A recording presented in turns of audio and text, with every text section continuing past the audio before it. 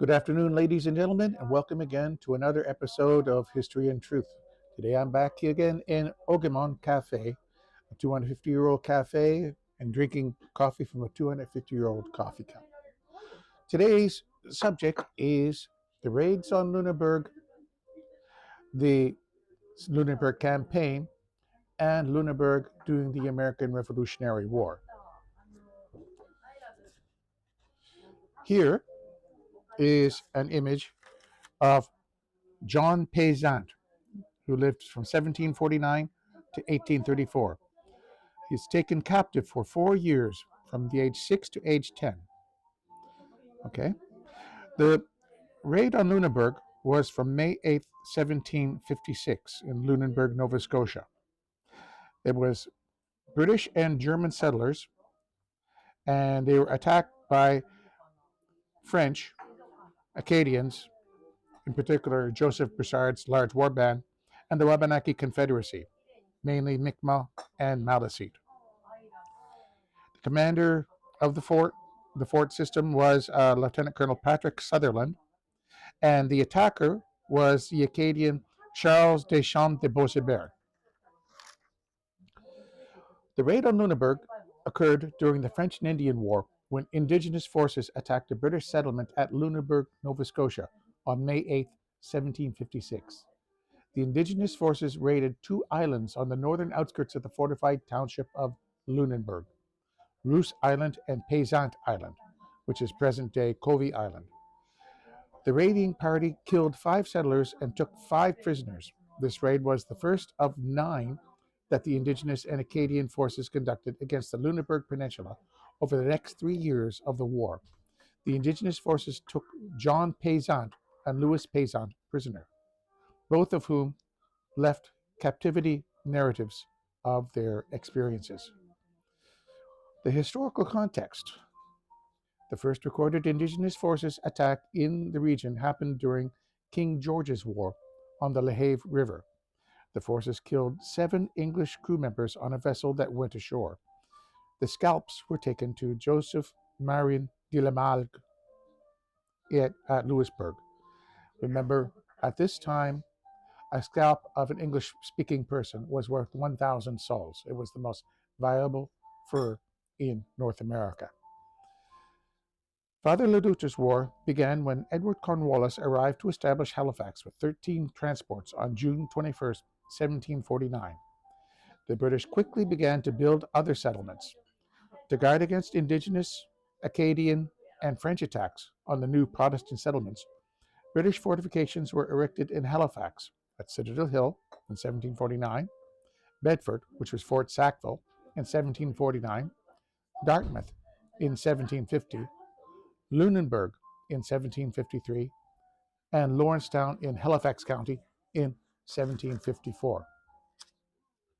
To thwart the development of these Protestant settlements, the Native and Acadian forces conducted numerous raids on the settlements, such as the raid on Dartmouth. When the French and Indian War began, the conflict in Acadia intensified. With the British victory at the Battle of Fort Beausejour in 1755, the expulsion of the Acadians from the Maritimes began, and conflict between the Nova Scotia government and the Native and Acadian forces continued. Fort Cumberland, which was the new name for Fort Beausejour, was raided for 2 days between April 26 to 27, 1756, and 9 British soldiers were killed and scalped. Almost 2 weeks later, the Native forces attacked the outskirts of Lunenburg.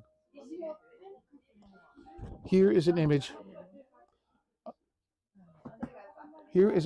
of the raid on Lunenburg in 1756. This is Marianne Payzant and Her Children by Donald A. McKay. The raid on Lunenburg. The Governor General of New France, Pierre-François de Rigaud, ordered the top military figure in Acadia, Charles Deschamps de Beausebaire, to send a raiding party to Lunenburg. On May 8, 1756, the Indigenous forces arrived at Roos Island, where they attacked 3 people, The raiding party killed a grandfather and his adult son and captured the grandson. They tied the boy's hands and forced him to guide them to Payzant Island. The indigenous forces arrived at the island and attacked Louis Payzant. His wife Marie rushed out of the house, threw her arms around her fainting husband, and begged him to go inside. He died in her arms, stating, "My heart is growing cold. The Indians." Marie immediately retreated into the safety of their home, frantically barricading the door, which is again this image. However, the native forces were not deterred, and they soon began burning the house down with the family still inside. Trapped and with no viable escape, Marie instructed her eldest son, Philip, 9 years old, to open the door and confront the attackers. The boy took a defiant stand, even though it was clear he stood little chance against such a formidable enemy. Amidst the chaos, the indigenous forces killed and scalped a servant woman and her infant child. They also killed and scalped the young boy from Ruiz Island, who had been coerced into guiding them to the island. The raiding party captured Marie, who was 1 month pregnant, and her 4 children, and transported them via the St. John River to Quebec City. Lieutenant Colonel Patrick Sutherland, who was stationed in Lunenburg, immediately dispatched a company of 30 officers and soldiers to repel the raid. Upon their return on May 11th, Deputy Provost Marshal Detlieb Christopher Jessen reported the number killed was 5 and that the native forces and the prisoners were gone. The consequences. This is Marie Anne Payzant, who is pregnant with Lisette and her son John, and the rest of her children taken captive by Donald A. McKay. In response to the Lunenburg raid and the earlier raids on Fort Cumberland on May 14, 1756, Governor Charles Lawrence created a bounty for the scalps of Mi'kmaq and Malecite men and prisoners. Governor Lawrence also sought to protect the area by establishing blockhouses at the Lehigh River, Mushamush at present-day Blockhouse, Nova Scotia, and at the Northwest Range, which is present-day Northwest Nova Scotia. Upon learning that the victims were French, albeit Protestant French, on August 6, 1756, the governor of New France considered the possibility of recruiting other French settlers at Lunenburg to burn the town and join the French occupied territories of Ile Saint-Jean, which is Prince Edward Island, or Ile Royale, which is Cape Breton Island. While the burning of Lunenburg never took place, a number of the French and German-speaking foreign Protestants left the village to join the Acadian communities. The indigenous forces took Marie and her 4 young children to Quebec City. Once again, they are traveling by canoe.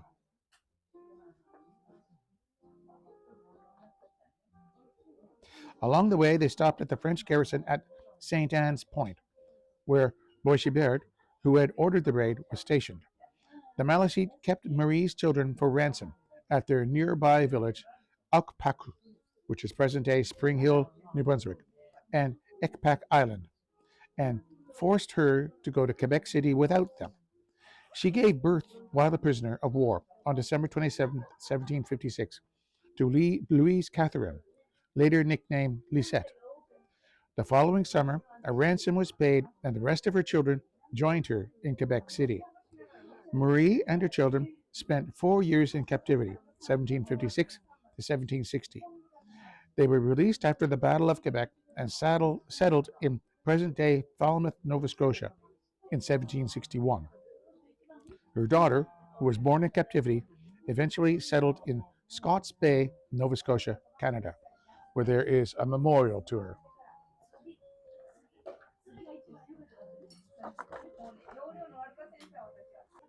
This is the Jess Family Memorial in Scots Bay, Nova Scotia, Canada. This includes the story of Marie Anne Payzant's unborn baby at time of capture. Catherine Louise Lisette Payzant, who was later Jess, 1756 to 1819.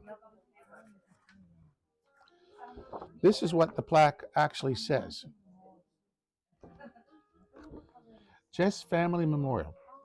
This monument commemorates two of Scots Bay's early pioneer settlers.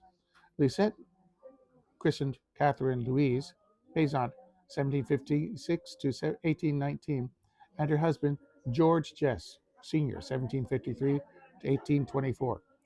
Lisette was born in Quebec while her mother and siblings were being held captive in the French by the French following the slaughter of her father and by Maliseet raiders in 1756 on Covey Island in Mahone Bay, Nova Scotia.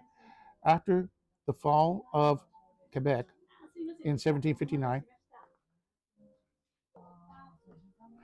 the British repatriated her family to Falmouth, Nova Scotia, where Lisette and George married and became the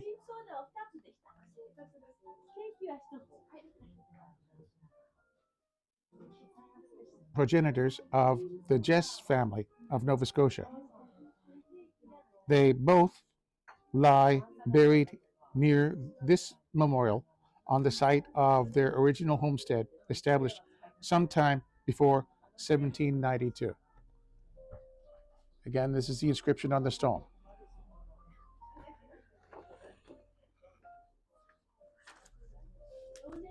In April 1757, a band of Acadian and Mi'kmaq partisans raided a warehouse nearby Fort Edward, killing 13 British soldiers and, after taking what provisions they could carry, setting fire to the building. A few days later, the same partisans also raided Fort Cumberland, which is Fort Beausejour. Because of the strength of the Acadian militia and Mi'kmaq militia, British officer John Knox wrote that in the year 1757 we were said to be the masters of the province of Nova Scotia, or Acadia, which, however, was only an imaginary possession. He continues to state that the situation in the province was so precarious for the British that the troops and inhabitants at Fort Edward, Fort Sackville, and Lunenburg could not be reputed to be in any other light than as prisoners. The militias had also contained British settlements at Dartmouth and Lawrencetown. The following year, the militias engaged in the Lunenburg campaign of 1758. The Lunenburg campaign.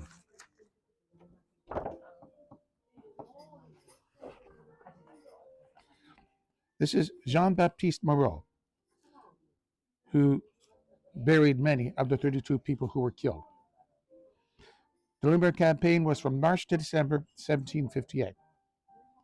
Once again, they were attacked. The Great Britain forces and German settlers were attacked by the Mi'kmaq militia and the Acadian militia.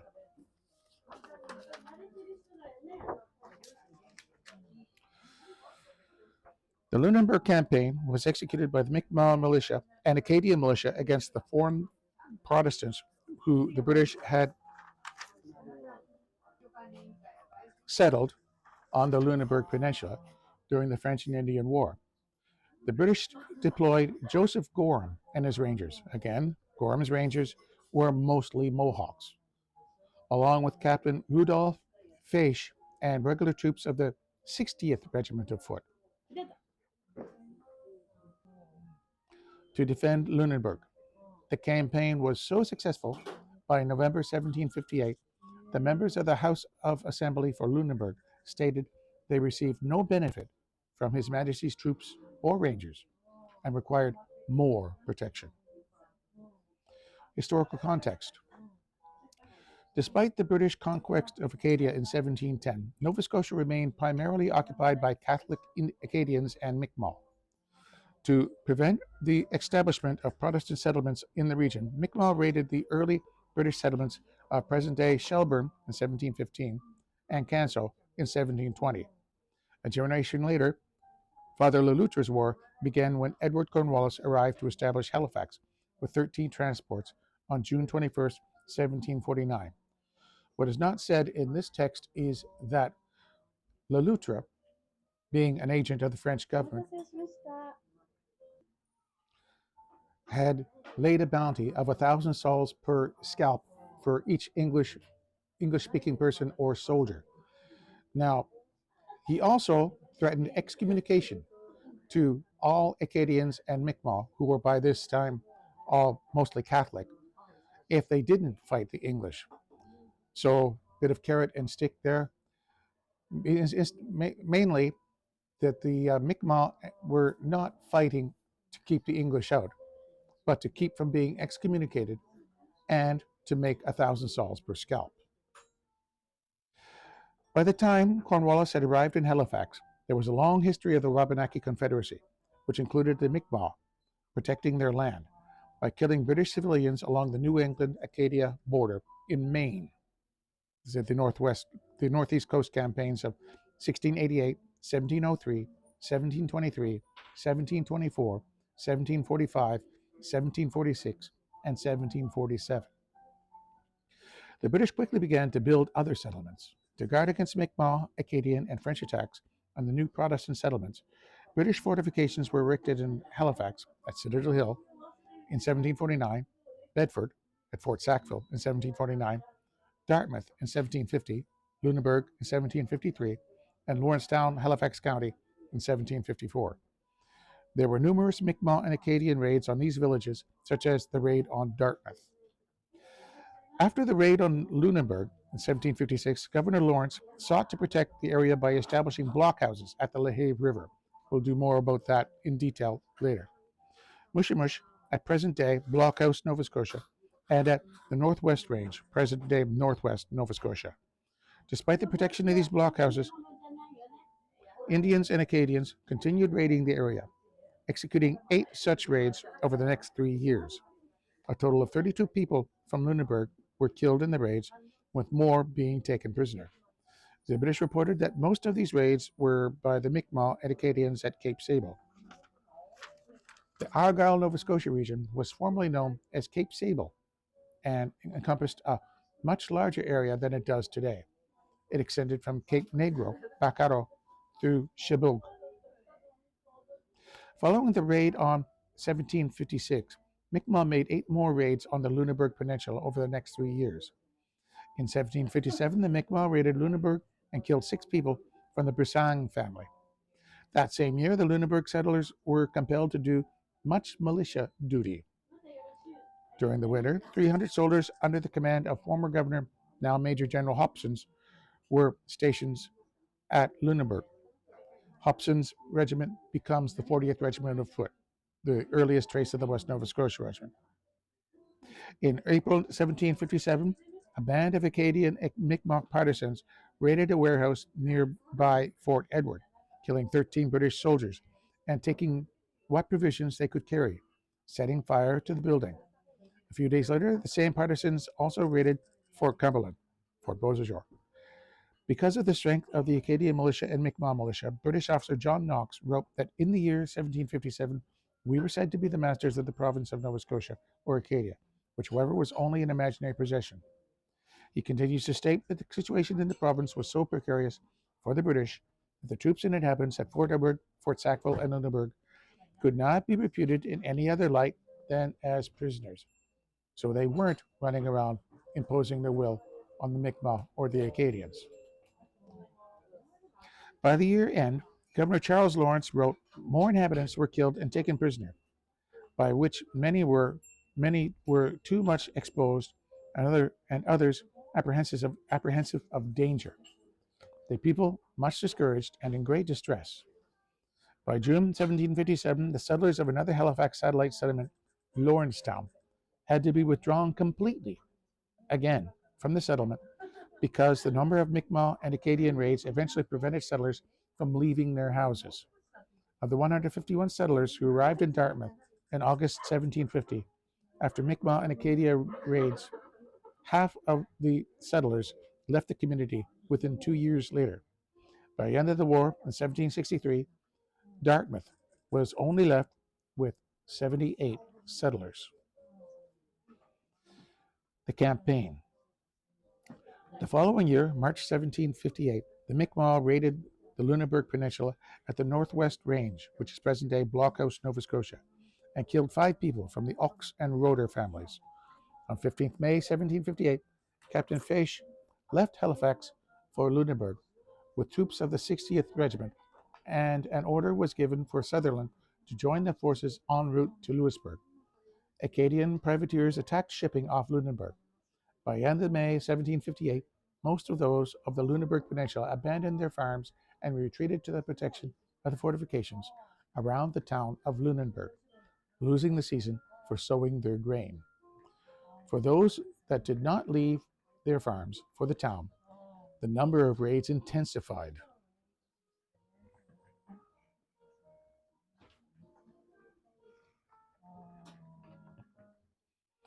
This monument is for D.C. Jesson, who led the militia. The Jesson Bell, that's the St. John's Anglican Church in Lunenburg, Nova Scotia.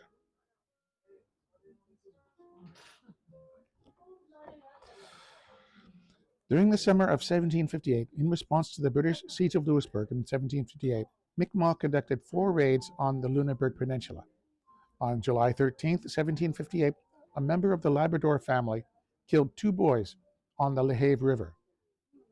The next raid happened at Mahone Bay, Nova Scotia, on August 24, 1758, when 8 Mi'kmaq attacked the family homes of Lay and Brant. While they killed 3 people in the raid, the Mi'kmaq were unsuccessful in taking their scalps, which was the common practice for payment from the French.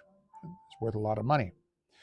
2 days later, 2 soldiers were killed in a raid on the blockhouse at Lehave, Nova Scotia.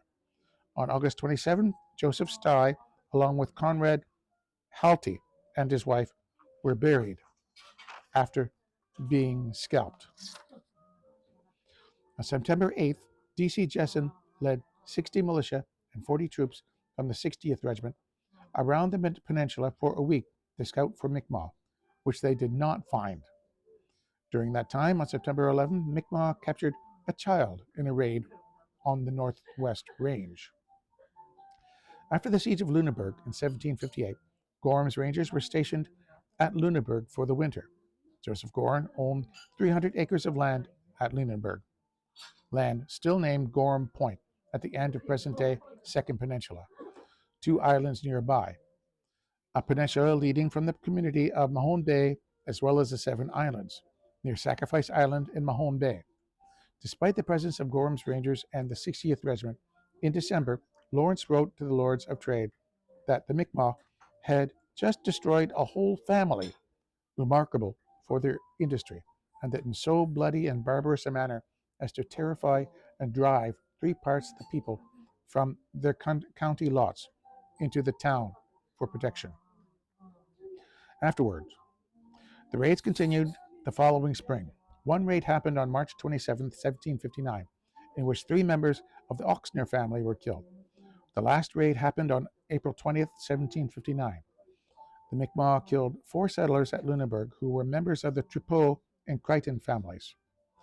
In a letter to the Lords of Trade dated 20th September 1759, Lawrence continued to comment on the raids by Mi'kmaq and Acadians, slowing the development of the community.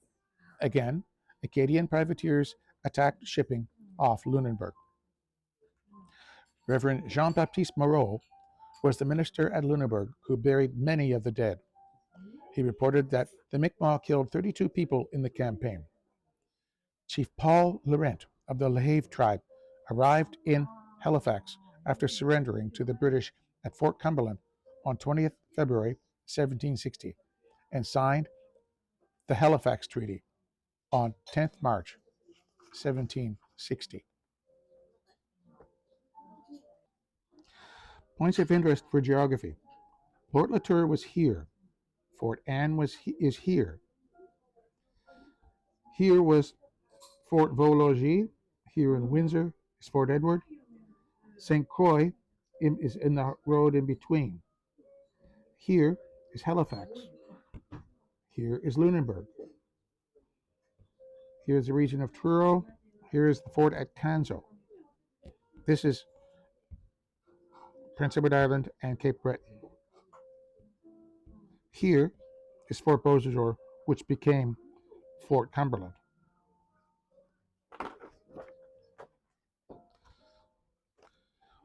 Here is Lunenburg by air as it is seen today.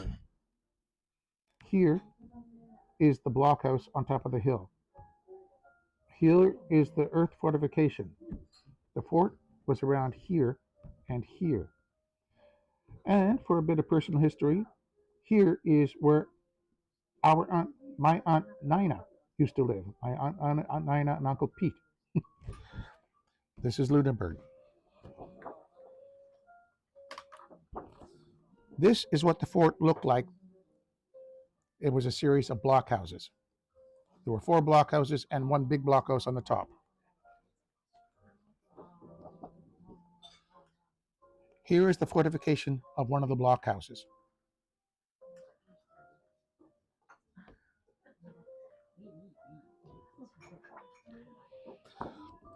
On top of the hill, on Blockhouse Hill, there's this information sign. We'll have a better look at it. This is what the sign looks like. The sign reads, "The defense of Lunenburg.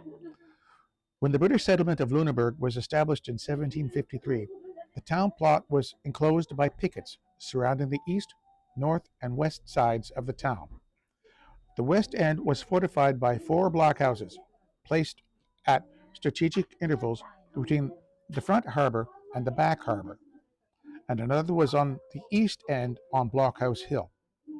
Each of these blockhouses formed a central keep of small, heavily stockaded fortifications, which were built to protect the new community from attack from land or sea. They were garrisoned by a combination of regular troops who had been sent out to protect the settlers and members of the local civilian militia. Most of these early structures soon fell into disrepair after the Acadians were expelled from the colony, and a peace accord was made with the Mi'kmaq, thus lessening the threat of attack. During the American Revolutionary War in 1783, Lunenburg was attacked by Boston privateers.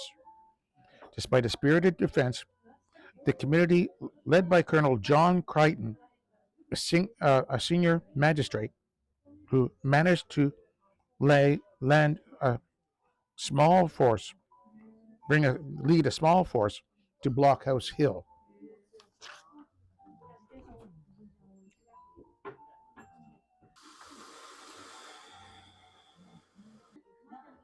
The attackers prevailed, burning and plundering a few houses.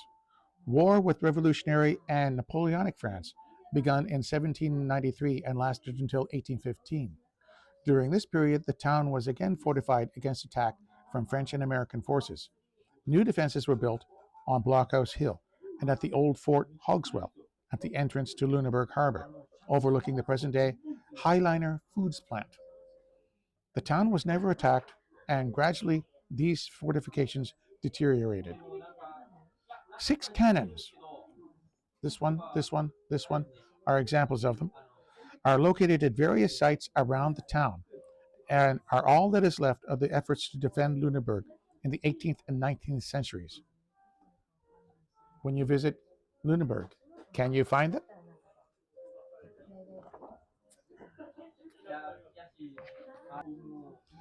This is a much larger blockhouse than the previous blockhouse because this one was made for the American to defend against the Americans and the French during the French Revolution and Napoleonic Wars. Here is an explanation of the inscription on this cannon, which is at Blockhouse Hill, someplace nearby where I used to play as a child at times. The expression says, the Royal Sabre of Queen Victoria on a gun at Blockhouse Hill. The markings on the gun barrel shows the weight in hundredweight. This is again on this cannon. This ends the story of Lunenburg, Nova Scotia.